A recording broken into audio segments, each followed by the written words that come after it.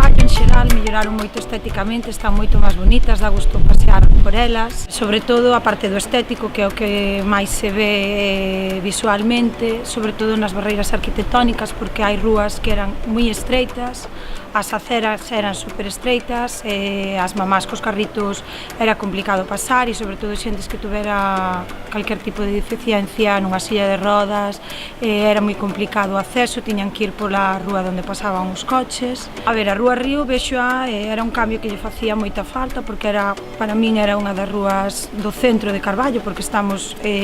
moi céntricos e lle facía falta unha renovación tanto no pavimento como nas quitar as aceras e sobre todo, bueno, porque temos ao final un paisaxe do río Anllóns, un paseo moi bonito e que non era acorde á calle en sí, á rúa en sí.